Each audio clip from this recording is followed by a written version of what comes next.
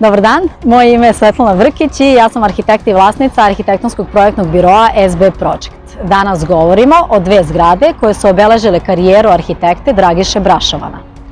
Dragiša Brašovan rođen je 1887. godine u Vršcu i važi za jednog od pionira srpske moderne u arhitekturi.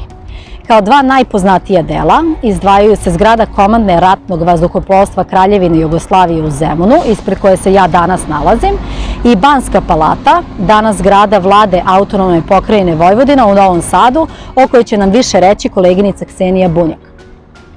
Zgrada Komandne vazduhoplovstva izgrađena je 1935. godine i predstavlja važno delo jugoslovenske moderne između dva rata.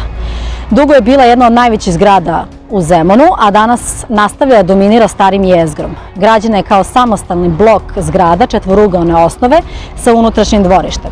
Sastoji se od prizemlja i 4 sprata, između kojih se uzdiže kula sa 7 spratova, što je prepoznatljiv modernistički element koji je Brašovan rado koristio.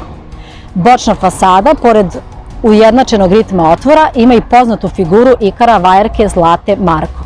Zgrada je oštećena tokom NATO bombardovanja 1999. godine.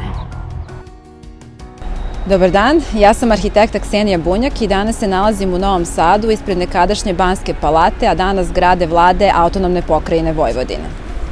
Zgrada predstavlja možda najznačajnije delo arhitekte Dragiše Brašovana i jedno od najlepših građevina 20. veka.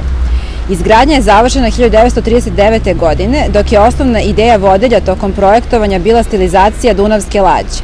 I zaista svojom elegancijom i položajem u blizini Dunava podsjeća na lađu.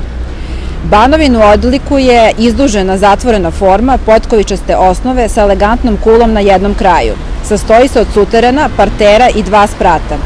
Građena je u stilu moderne, dok se mogu primetiti i uticaji ide stila i ekspresionizma. Fasada je obložena belim bračkim kamenom, dok su vajarski radovi delo bračnog para Baranje.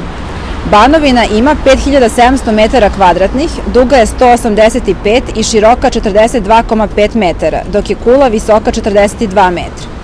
Svojom elegancijom, originalnošću, umerenošću obeležava jednu epohu i predstavlja jedan od najznačajnijih simbola Novog Sada. Pozdrav do narednog videa i nekih novih priča.